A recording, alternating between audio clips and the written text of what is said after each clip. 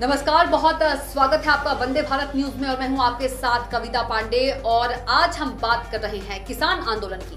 देश के राष्ट्रीय पर्व गणतंत्र दिवस पर दिल्ली के लाल किले पर अपने देश का तिरंगा फहराया जाता है। उस पर्व पर 26 जनवरी को कोई और झंडा देख लोग हैरान हो गए। कौन थे वे लोग और उन्होंने गणतंत्र दिवस के अवसर पर क्या यह सही किया? 26 जनवरी पर जो हुड़दंग देखा गया उसे लेकर वंदे भारत न्यूज ने कांग्रेस और बीजेपी नेताओं से चर्चा की है। आइए देखते हैं क्या कुछ कहना है बीजेपी कांग्रेस नेताओं का। किसान आंदोलन का बदलता स्वरूप। लाल किले पर आंदोलनकारियों ने मचाया हुड़दंग। लाल किले पर तिरंगे की जगह लगाया दूसरा झंडा। कौन थे हुड़दंगी? क्या होगा आंदोलन का? कृषि बिल के विरोध में चल रहे किसान आंदोलन को लेकर 2 माह से ज्यादा हो गए हैं। आंदोलन की आग धीरे धीरे पूरे देश में फैल चुकी है, लेकिन 26 जनवरी को जिस तरह से आंदोलन ने नया रूप लिया, उसके बाद अब आंदोलन को लेकर बीजेपी जहां पूरी तरह से सरकार को बदनाम करने की साजिश बताया है, वहीं कांग्रेस द्वारा घटना को दुखद तो बताया जा रहा है, लेकिन घटनाओं का जिम्मेदार केंद्र सरकार को ठहराया जा रहा है। बीजेपी प्रवक्ता गोविंद मालूनी से तांडव बताते हुए देश में ही नहीं विश्व में भारत की प्रतिष्ठा धूमिल होना कहा है। वहीं पुलिस के कार्य को सजगता और संयमित बताया। 26 जनवरी पर आंदोलनकारियों द्वारा किए हुड़दंग को मालू ने सरकार को बदनाम करने की कोशिश बताई। मालू ने कहा कि हिंसा फैलाने वाले कांग्रेस प्रदेश सचिव राकेश यादव भी लाल किले पर दूसरा झंडा फहराने को लेकर दुखदाई बता रहे हैं, लेकिन इन सब घटनाओं का दोषी यादव ने केंद्र सरकार को ठहराया और उपद्रवी तत्वों को शामिल होना बताया। यादव का मानना है कि पुलिस नहीं चाहती थी कि ट्रैक्टर परेड निकले। केंद्र सरकार इसे दंगे में परिवर्तित करना चाहती थी ताकि यह आंदोलन खत्म हो जाए। यादव ने कहा कि यदि किसानों को उपद्रव करना होता तो 2 महीनों से शांतिपूर्ण तरीके से नहीं बैठते। देखिए, जो हिंसा और जो अराजकता हुई वो निश्चित दुखदाई है। गणतंत्र दिवस के दिन इस तरीके से लाल किले पर दूसरा झंडा फहराना और इतना हंगामा होना, लेकिन इसके कहीं ना कहीं दोषी केंद्र सरकार है, केंद्र सरकार की नीति है।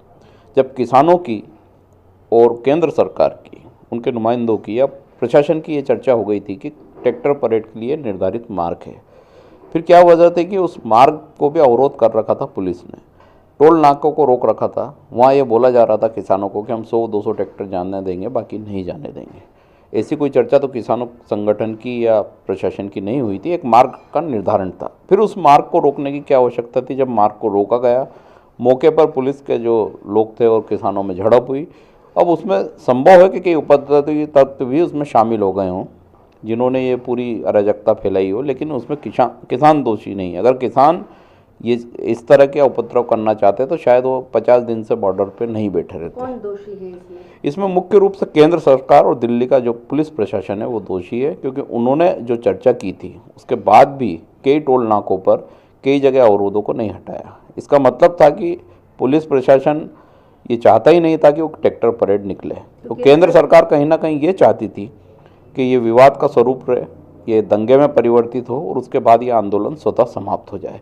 लेकिन क्यों विवाद करवाना चाहेगी, वो भी कल के दिन 26 जनवरी का, जो भी देश का बहुत बड़ा पर्व है। देखिए, 50 दिन से अगर केंद्र सरकार चाहती, कम से कम 10 दौर की बातचीत हो चुकी है। अगर केंद्र सरकार का नज़रिया किसानों के प्रति पॉजिटिव होता, देश के प्रति पॉजिटिव होता, उनकी समस्याओं के प्रति उनकी सोच सकारात्मक होती, तो शायद ये पूरा हंगामा या 50 दिन की ये हड़ताल धरना नहीं होता। कहीं ना कहीं केंद्र सरकार ने पहले सुप्रीम कोर्ट के पाले में गेंद फेंकी, वहाँ से कोई एक कमेटी बनी जिसका विरोध हुआ। जब कोई रास्ता नहीं दिखा तो उन्होंने कहा 26 जनवरी का जो ये ट्रैक्टर परेड है इसको इस तरीके से बाधित किया जाए कि किसान गुस्से में आकर आक्रमण कर बैठे और वो एक दंगे में परिवर्तित हो जाए सारी। ऐसा बताया जा रहा है कि वो केंद्र सरकार का ही व्यक्ति जो पीएम के साथ उसके फ़ोटो वायरल हो रहे हैं। तो ऐसा इतने बड़े आंदोलन में जहाँ 2-3 लाख लोग दिल्ली की तरफ आ रहे हैं अपना प्रदर्शन करने, उस समय ऐसे लोगों का अंदर एंटर होना और इस तरीके की गतिविधि करना बहुत सामान्य बात है। और इसके लिए दोषी तो केंद्र सरकार है ना। उनकी इंटेलिजेंसी क्या कर रही थी? उन्हीं के पार्टी का व्यक्ति जो सनी देओल के साथ चुनाव प्रचार करता है, वो लाल किले पर जाके एक दूसरा ध्वज फहराता है और उसकी गिरफ्तारी आज तक नहीं होती है। तो कहीं ना कहीं संरक्षण भी केंद्र सरकार का है। किसानों को कुचलने की साजिश थी। सोची समझी रणनीति थी। इसमें फिर केंद्र सरकार फेल हो गई है और किसान अपनी जगह फिर कायम है। देखिए, निहत्थे किसानों पर हमने वीडियो देखे हैं। ट्रैक्टर में एक किसान ट्रैक्टर चला रहा है, उसको 4-4 पुलिस वाले लाठों से मार रहे हैं। टोल नाके पर पुलिस लाठीचार्ज कर रही है, आंसू गैस के गोले फेंक रही है। किस पे फेंक रहे हैं? हमारे ही नागरिक हैं, हमारे ही किसान हैं जो अपना हक मांगने आ रहे हैं। ऐसे समय में उनको उत्तेजित करके, अगर वो जो सिख कटार रखते हैं अपने साथ, अगर वो निकाल कर डराते हैं, थोड़ा सा दूरी बनाते हैं पुलिस वालों से, जबकि तलवार से कोई घायल नहीं हुआ है, तलवार किसी को मारी नहीं गई है, बल्कि एक किसान ही पुलिस की गोली से, जैसे बता रहे हैं कि वो उसको लगी और उसके बाद उसका ट्रैक्टर पलटा और उसमें आग लग गई, उसकी मृत्यु हो गई। यह आंदोलन समाप्त करने का कोई रास्ता नहीं मिल रहा है। केंद्र सरकार ने उद्योगपतियों से कमिटमेंट कर लिया है, अब वो उस कमिटमेंट से पीछे नहीं हट सकते। बहुत सारी वजह उसकी उनकी हो सकती हैं, बहुत सारी आर्थिक वजह भी हो सकती हैं। इधर किसान जीवन मरण के प्रश्न के बीच धरने पर बैठे हुए हैं। उनको किस तरीके से केंद्र सरकार उठाएगी या कैसे बातचीत करेगी, केंद्र सरकार की कोई रणनीति नहीं है। तो इसको एक दुखद स्वरूप बनाकर समाप्त करने की योजना थी, लेकिन आप ये माने किसानों के भाग्य से वो स्थिति ऐसी बन नहीं पाई। और कहीं ना कहीं केंद्र सरकार भी एक्सपोज हुई है।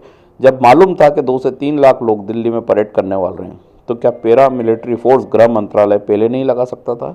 क्या सिक्योरिटी का इंतजाम पहले नहीं कर सकते थे? क्या किसानों को जिस मार्ग से जाना था उसको वो खोल नहीं सकते थे? क्यों उनको रोका गया? वहीं से ये सारी बात शुरुआत हुई और कहीं ना कहीं केंद्र सरकार इसके लिए पूर्णतः दोषी है। तो 26 जनवरी पर हुए किसानों द्वारा हुड़दंग को जहां कांग्रेस, केंद्र सरकार और दिल्ली पुलिस पर सवाल उठा रही है, तो वहीं बीजेपी किसानों की बात मनवाने के लिए यह तरीका सही नहीं मान रही है। कुल मिलाकर देखना होगा कि आंदोलन कब तक चलता है और आंदोलन का क्या रुख रहता है। तो आप देखते रहिए वंदे भारत न्यूज। नमस्कार।